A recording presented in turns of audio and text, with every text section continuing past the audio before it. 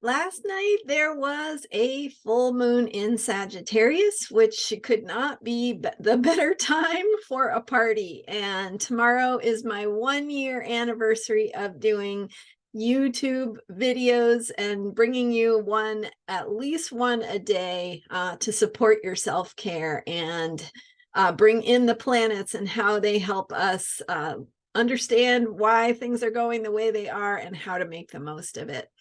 I'm Marina Orms, and this is our Astro Vibe for Sunday, June 4th. I'm super excited to be here with you.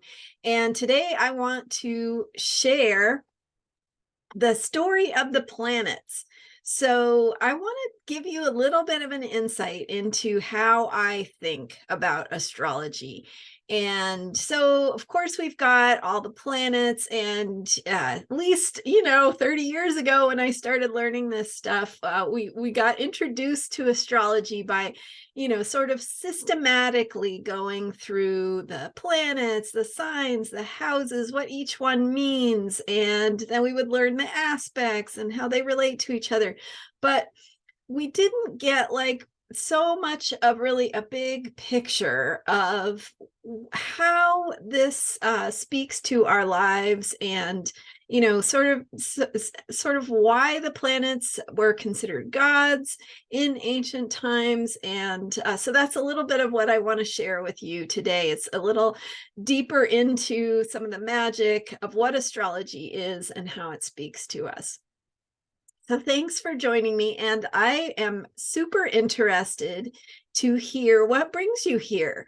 So leave me a quick note in the comments and let me know what draws you to this channel. I would love to know if you have any experience with astrology, because I know that some of you are here for the self-care and for the nuggets of wisdom. And maybe you don't want to know some of the technical details of astrology and how it works. And others of you are really into more of the technical side, and you like knowing how I'm arriving at some of the meanings that I'm sharing with you. So I would love to hear, what is your background in astrology? Are you a beginner? Have you been studying it for a long time? Is it an interest? Is it something you're using in conjunction with your life or your healing practice or your profession in any way? So I'm super curious, and I would love to hear from you. And I want to know where you're coming from, and also what you're enjoying about this channel. What you like about it, what you'd love to see more of, because we have a whole nother year coming up. And so as we reach the end of this first year, it's always an opportunity for a reset, a chance to think about how to make it even better. So I'd love to hear from you, what you want to hear more of, what you like, what your background is, and of course, thank you so much for being here. So we are looking at the planets and thinking about how they support our self-knowledge, the wisdom that we have about who we are and what it means to be us and why we're here, and some of those bigger questions. And so when I think about the planets, of course, we have those technical meanings that you can easily read in a book or, Google search, find them online. But how does it speak to us at deeper levels? And looking back at history or prehistory, as the case may be, right? How our ancestors, our literal ancestors, previous generations here on Earth existed without electrical lights. And they had no choice but to have a relationship with the sky. And of course, we experience that in terms of day and night, right? these are rhythms that determine our lives. So when the sun is up, it's a different feeling than when the sun is below the horizon. So that's a really obvious one. But then, of course, the changing phases of the moon impact us as well, and that might be a little bit harder to put into words. It's something that we experience tangibly when we see the moon in the sky, and we feel that magic of the moon's light, and seeing this body that is in the sky that is reflecting light to us, and it hits us with the beauty, with the mystery, all the things that the moon might sort of make you feel that you can't necessarily put into words. And then, of course, we see that, sometimes it's just the sliver of a moon, other times it's full. So that impact that the moon has on us. And then, of course, for our ancestors who lived in a world that had, their lives were determined by these rhythms, and things like the moon cycle were very meaningful, and whether you could see at night, for example, with the illumination of the full moon light, made a big difference in the feeling of things. And then, of course, they also watched what we call the planets, which the term planet means wandering star, wanderer, right? So the planets, if you are observing the sky, you notice that the planets move in relationship to the fixed stars. And that is, of course, now we know, because the planets are orbiting the sun, and we have that perspective. So, but we can see from our place here on Earth, we can observe the movement of the planets through the sky and how they wander through the the backdrop of the fixed stars. So the way that these bodies move through portions of the sky brings meaning to us, and that is all astrology is. And looking back at different mythologies from different cultures, different parts of the world, they all included a relationship with the sky, and seeing the planets moving in the sky. And in many cases, the planets were synonymous with the gods that they worshipped, the gods that were part of their mythology. And so these planets they were characters, they had personalities, and they existed as gods, and they participated in the stories that the gods participated in. And so the characters and the qualities and the characteristics that the planets had told these stories as they went throughout their cycles. And now we can understand that in astrology as being the way that planets move in their cycles, and the way that planets move in different kinds of cycles. So they move in cycles as they go through signs. The sun goes through the 12 signs of the zodiac every year. That's why we know, we can tell based on your date of birth what your sun sign is for the most part. And then the moon moves through the signs as well. The moon takes 27 days to go through all 12 signs. So the moon moves more quickly. Some of the other planets move more slowly, some of them much more slowly. So the planets that are farthest out in our solar system take the longest amount of time to go through the signs of the zodiac. And in some case, they spend decades in sign. Other times it might be a year, it might be months. So, well, Mars is 2 months, Jupiter is a year. So we have the planets that take the different amount of time to move through the signs of the zodiac. And that is one kind of cycle. It's telling one kind of story. It's a planet or a god or a character or whatever you want to call it, an archetype moving through these different expressions. And as those which each planet has its own unique characteristics, moving through a different form of expression, that is a kind of cycle. How do we experience these cycles? We experience them inside of us. We have the feeling of who we are, and based on our birth chart, the placement of the planets in the signs gives us a sense of how we do things, our style, our personality, what's important to us, what we're working on, and what our souls are learning. And then as the planets go through that cycle, they're showing up inside of ourselves in terms of what we're learning, how we're growing, how we are evolving, who we are becoming, what we're discovering about ourselves. All of that is happening internally in our inner experience, right? Our inner world. But also the planets are describing a story of development and evolution in the outer world.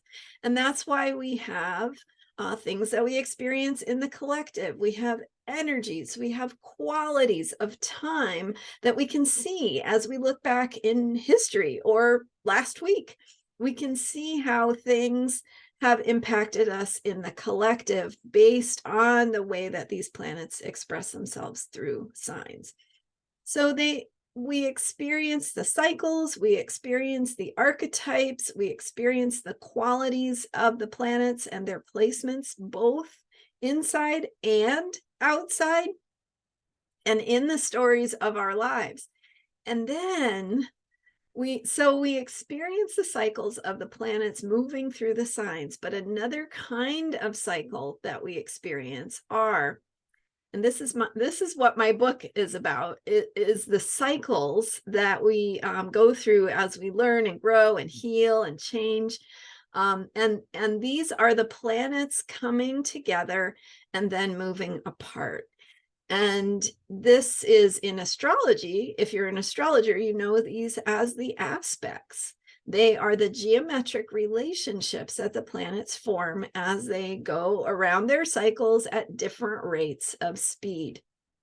So if you imagine the hands on a clock and you think about the hour hand moving, it takes an hour to go all the way around. And then you think about the minute hand and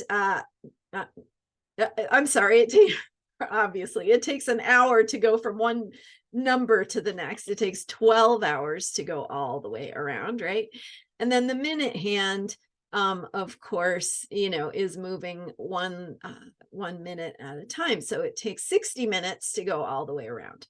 So in other words, the hour hand is moving slower than the minute hand. And you can imagine the minute hand going around the clock, and it comes to meet the hour hand. And then once every hour, they come together, and then the minute hand proceeds around and it moves up opposite, and then it comes back around together again with the hour hand. That is how it works with the planets. So you might have a planet that is moving slower, like the hour hand, and then another planet that's moving faster, like the minute hand, and it comes around and they come together, they come apart, they come back together again in the circle. And you'll also notice that as that minute hand goes around the circle, the hour hand has progressed a little bit. So as the hour hand goes from 12 to 1, the minute hand goes all the way around, and they meet again so they might meet at the 12, and then when it comes around again, they meet at the 1.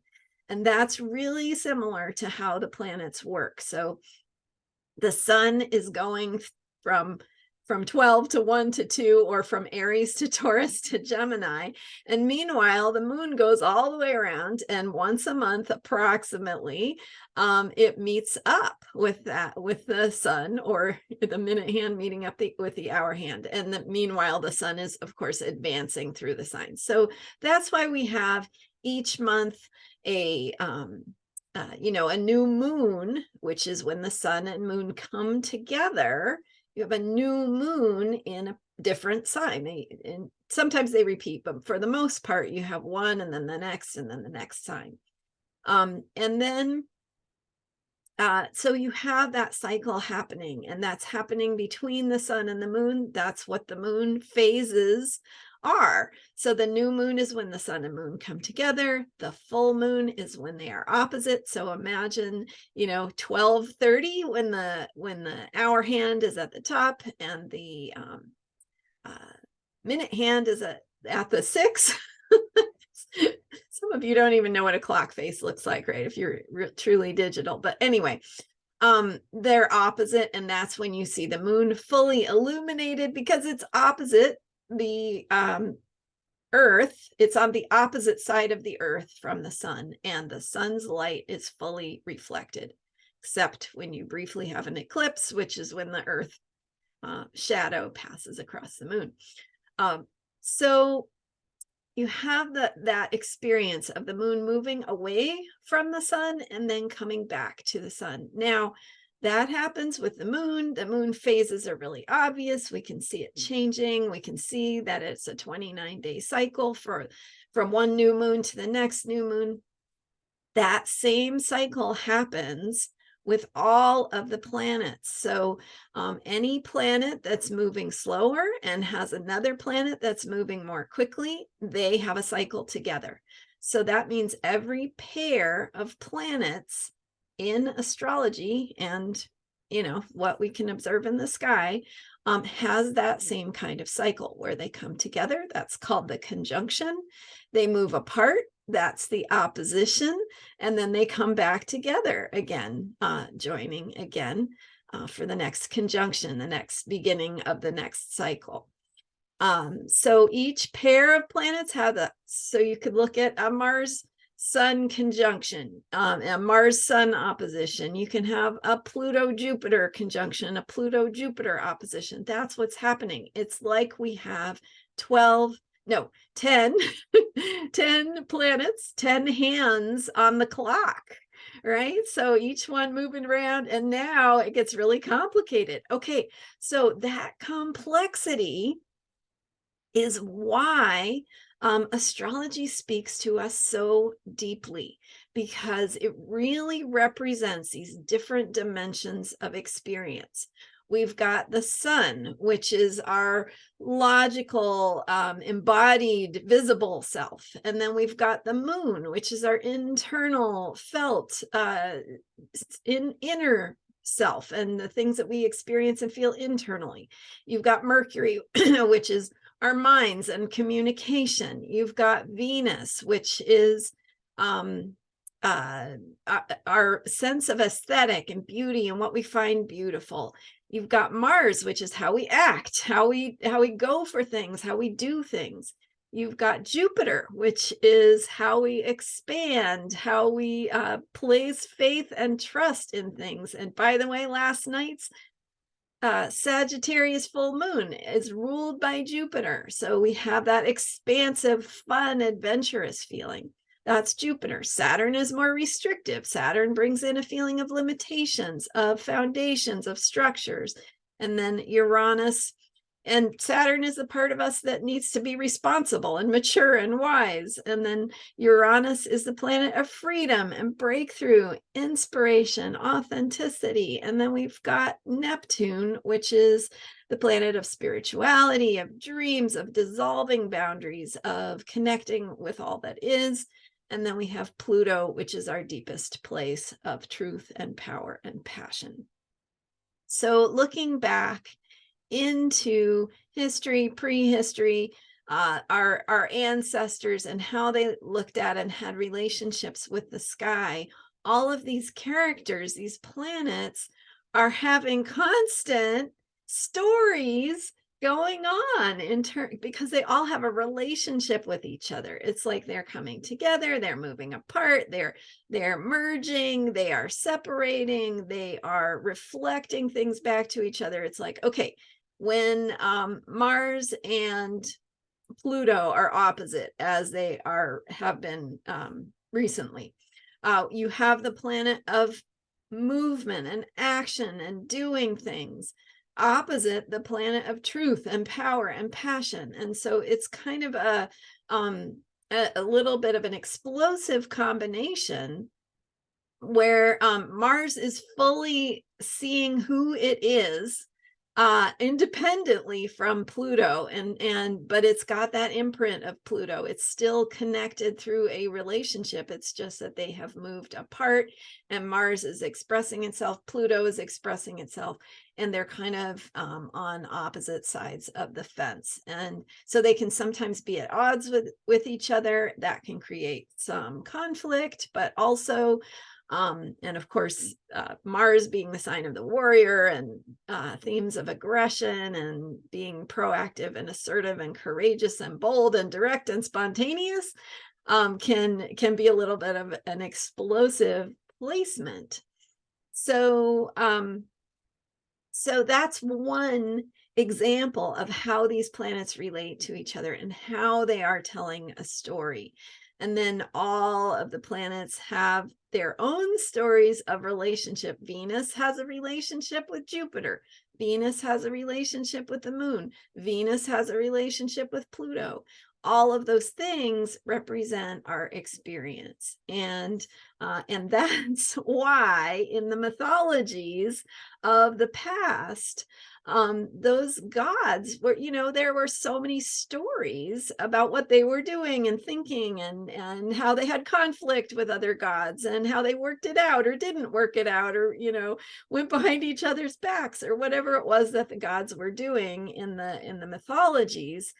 It connects to this way that the planets are telling a story as they go through their cycles. So we have the stories, the mythologies of the gods and what they're doing. And then we have that as being something that we might experience in the external world. Maybe we experience some conflict that's showing up in the headlines of the news. Or maybe we have themes coming up of people coming together and collaborating. That might be more of a Venus kind of theme. So the way that those stories show up in our collective experience are part of the external.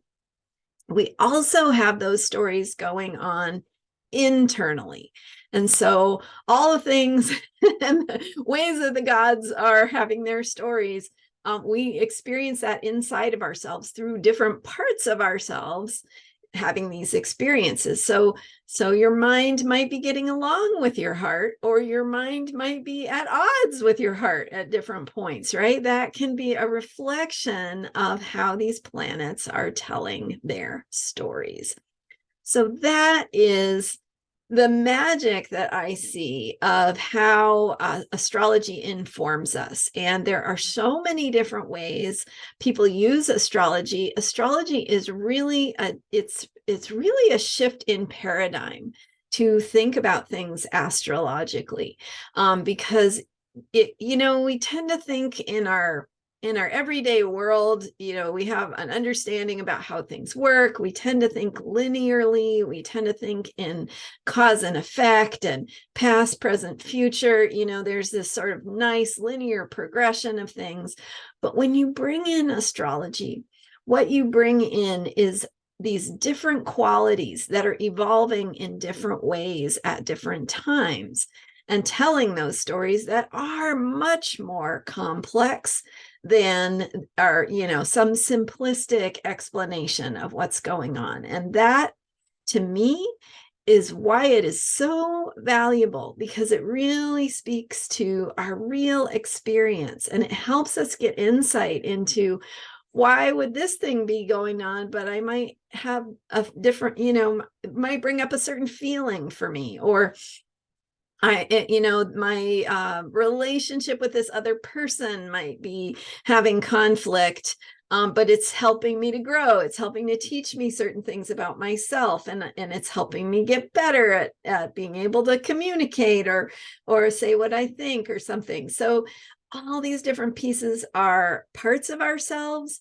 And when we recognize that we are made up of these different dimensions of experience that are playing with each other in different ways. It's true. It's a kind of complexity that helps to really explain the real experience that we have, but also it gives us a way to work with those experiences, because now we have a language to talk about what's happening and why and what it might mean and how to work with it. And the other thing about astrology is that we, as astrologers, we continually learn the archetypes and these god-like, characters of the planets are continually revealing a new depth of who they are to us. And so it's kind of this unending well of wisdom, of information, of awareness, of ability to understand. And so I was going to show you, this is my book. It's called Cycles of Healing. And what I just gave you is kind of a summary of what you get in this book, which is really a bigger perspective on how the planets and their cycles reflect our experience and our process of growth, of healing, of transformation, evolution. And if you are, like we have been during this moon cycle, interested in working on manifestation, and that means, setting an intention and opening to our ability to receive and expand and grow into what we're capable of having, being, embodying, experiencing, right? All the good things that we want for our lives. We want joy, we want health, we want abundance, we want pleasure, we want safety. All the things that we want are things that we can focus on in our manifestation process. And this book tells you how to see this process of the planets moving through their cycles as an opportunity to work with your own manifestation and intentions, and calling in what you want, calling in an ability to align with your own bigger truth, your soul's truth, your own place of depth and power and passion. So, and just real quick, evolutionary astrology, which is, the branch that I have trained in.